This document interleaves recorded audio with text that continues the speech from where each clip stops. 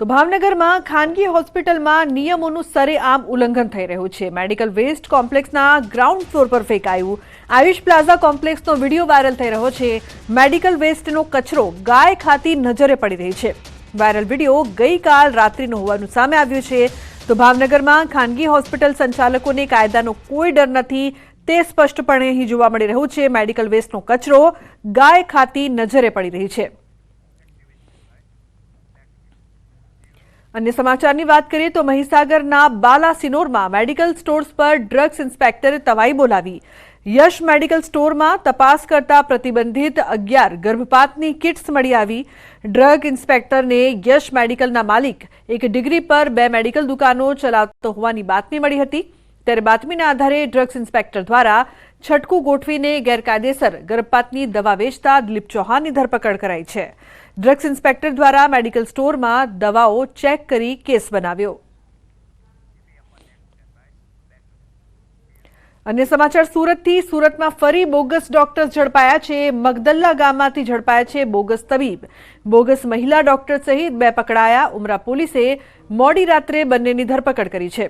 મહિલા મગદલ્લા ગામમાં પોતાના ઘરમાં જ ક્લિનિક ચલાવતી હતી। પોલીસે મેડિકલ ડિગ્રી વિનાના બોગસ તબીબોની ધરપકડ કરીને આગળની કાયદેસરની કાર્યવાહી હાથ ધરી છે। तो राज्य में नकली डॉक्टर नो राफड़ो फाट्यो छे। जी हाँ, बनासकांठाना दांतीवाड़ाना ओढवा अने डेरी गाम में 3 बोगस डॉक्टरों पर्दाफाश थयो छे। बोगस तबीब महेश परमार, हितेश रबारी और सागर विश्वास कोईपण मेडिकल डिग्री विना डॉक्टर बनीने प्रेक्टिस करता था। गैरकायदेसर रीते झोलाछाप तबीबो दर्दीओने एलोपेथिक दवा और दर्दीओने इंजेक्शन और बोटल चढ़ावी हाइड्रोजननी दवा अपाती हती। नवाईनी वातो ए छे के सरकारी पेटा आरोग्य केन्द्रनी बाजुमां ज बोगस तबीबो प्रेक्टिस करी रह्या हता। त्यारे आ अंगे जिला आरोग्य अधिकारीए स्थानिक टीएचओ ने तपासना आदेश आप्या छे। તેમણે કહ્યું કે ખરાઈ કર્યા બાદ આ બાબતે કાર્યવાહી કરાશે। પ્રકરણમાં એ અમે ટીએચઓને અમે જાણ કરી છે। ટીએચઓ પાસેથી જે વિગતવાર જે અહેવાલ મળશે એ પ્રમાણે કાર્યવાહી કરવામાં આવશે। જે ડોક્ટર પકડાય છે એમની સામે નિયમ અનુસાર જે કાર્યવાહી કરવાની થતી હોય છે એ કરવામાં આવે છે ઓલરેડી। અને મહત્વપૂર્ણ સમાચારની વાત કરીએ તો અમદાવાદના જમાલપુરમાં કોંગ્રેસના નેતાઓએ કરોડોની જમીન પર દબાણ કર્યાનો ભાજપ નેતાએ આક્ષેપ કર્યો। કબાડી માર્કેટ પર કોંગ્રેસ નેતાઓએ દબાણ કર્યું હોવાના આક્ષેપ સાથે ભાજપના ધારાસભ્ય અમિત શાહે એએમસી કમિશનરને વધુ એક પત્ર લખ્યો અને કોંગ્રેસ વોર્ડ સમિતિ પ્રમુખ સામે લેન્ડ ગ્રેબિંગ ગુનો નોંધીને દબાણ દૂર કરવાની માંગ કરી છે। भाजप धारासभ्यना पत्र पर कांग्रेसे वळतो प्रहार कर्यो। धारासभ्य इमरान खेड़ावालाए कमिश्नर ने पत्र लखी खाडिया में हेरिटेज बिल्डिंगो तोड़ीने बांधकाम खड़की देवायानो आक्षेप कर्यो छे। 2800 हेरिटेज जग्या पर गैरकायदेसर दबाण थयानो पण आक्षेप कर्यो छे।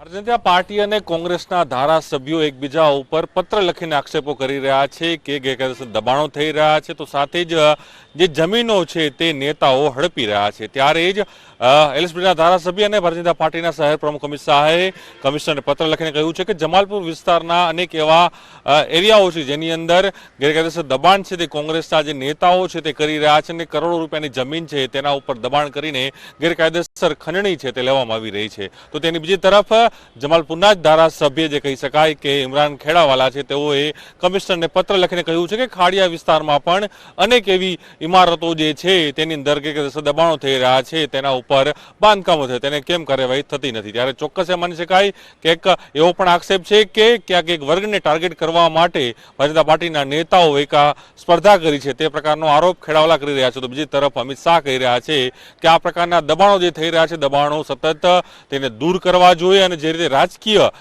एक लेटर वोर चाली रह्युं ते प्रकारनी घटना छे ते अमदावाद शहेरमां सामे आवी छे। प्रणव पटेलनो अहेवाल न्यूज़ 18 अमदावाद। तो कांग्रेसना नेताओ सूरतनी मुलाकाते छे। राज्यसभा सांसद मुकुल वासनिक, प्रदेश कांग्रेस प्रमुख शक्तिसिंह गोहिल और अमित चावड़ाए विविध मुद्दाओं पर प्रेस कॉन्फ्रेंस करी। भरूचमां बाळकी पर दुष्कर्म, ड्रग्स, ख्यातिकांड, बीजेड कौभांड सहितना मुद्दाओं पर प्रेस कॉन्फ्रेंस करी। साथे ज सूरतमां हीरा उद्योगने भयंकर मंदीमांथी बहार लाववानी पण मांग करी। सरकार तात्कालिक रत्न कलाकार कल्याण बोर्डनी स्थापना करे तेवी कांग्रेसे मांग करी छे।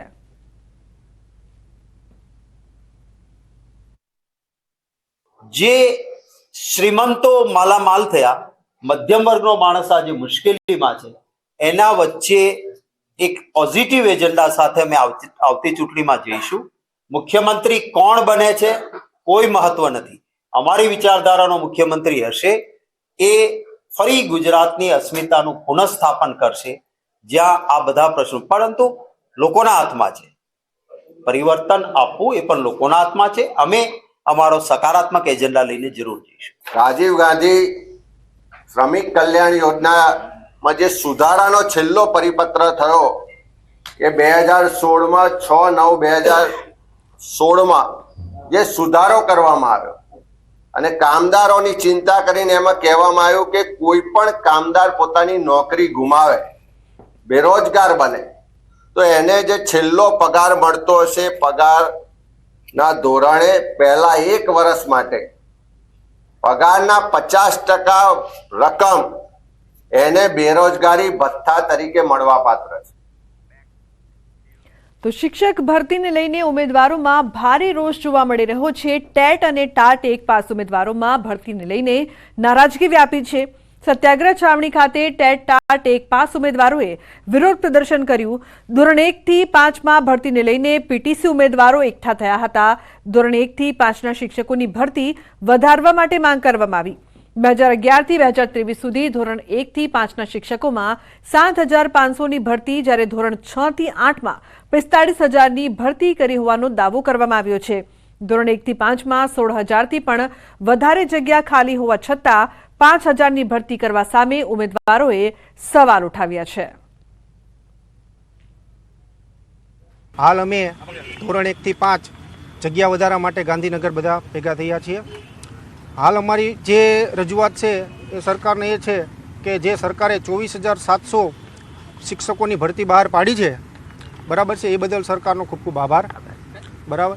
પછી બીજી વાત કે સરકારને મારે કહેવાનું કે તમે 6 થી 8માં 70% જેવી ભરતી, જ્યારે 9 થી 10માં 50% જેવી ભરતી અને 11 થી 12માં 50% જેવી ભરતી, જ્યારે ધોરણ 1 થી 5માં 33% જેવી ભરતી કરેલી છે. એટલે કે ધોરણ 1 થી 5માં હાલ 17,980 જગ્યા ખાલી છે. એની સામે સરકારે માત્ર 5,000 જગ્યા આપેલી છે, જે અમારી સાથે અમને અન્યાય લાગે છે. તો હીરા ઉદ્યોગમાં છેલ્લા 2.5 વર્ષથી સતત મંદીનો માહોલ છે, જેમાં દિન પ્રતિદિન વધારો થતો જોવા મળે છે.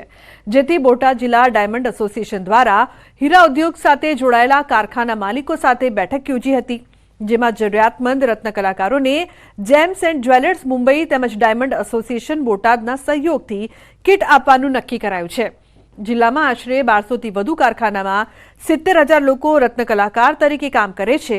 હાલ મંદીનો માહોલ હોવાથી તે લોકોમાં ચિંતાનો માહોલ છે, જેથી જેમ્સ એન્ડ જ્વેલર્સ દ્વારા 50 લાખ તો બોટાદ ડાયમંડ એસોસિએશન દ્વારા 15 લાખ મળી કુલ 65 લાખના ખર્ચે જેમની આર્થિક પરિસ્થિતિ ખૂબ નબળી હોય તેવા લોકોને આવનાર દિવસોમાં રાશન કીટ માટે આયોજન કરવામાં આવ્યું છે, જે વિશે બેઠકમાં ચર્ચા કરાઈ હતી.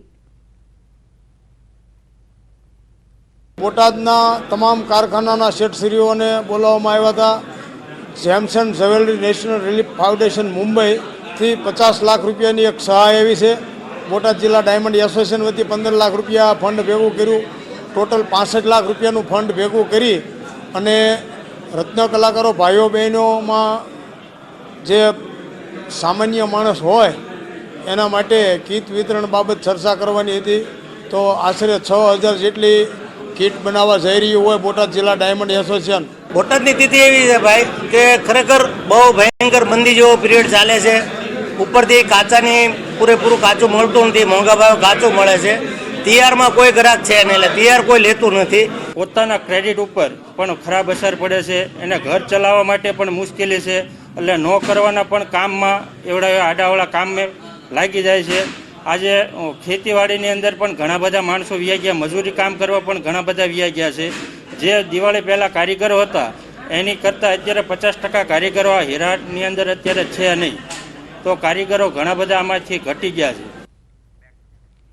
તો દ્વારકાના દ્વારકાધીશ જગત મંદિરમાં મળતા પ્રસાદને ઉત્તમ ક્વોલિટીનું જાહેર કરાયું છે. ફૂડ વિભાગ દ્વારા પ્રસાદની ગુણવત્તાને ઉત્તમ ક્વોલિટીનો જાહેર કરાયો છે. Food safety and standard authority of ઇન્ડિયાએ દ્વારકાધીશ મંદિરના પ્રસાદને બેસ્ટ ક્વોલિટીનું બિરુદ આપ્યું છે. થોડા દિવસ પહેલા રાજ્યના વિવિધ મંદિરોમાં પ્રસાદની ગુણવત્તાને લઈને ચકાસણી કરવામાં આવી, જેમાં દ્વારકાના દ્વારકાધીશ જગત મંદિરના મળતા પ્રસાદની પણ ચકાસણી કરવામાં આવી હતી. ફૂડ વિભાગે સેમ્પલ લઈને તપાસ માટે મોકલ્યા હતા.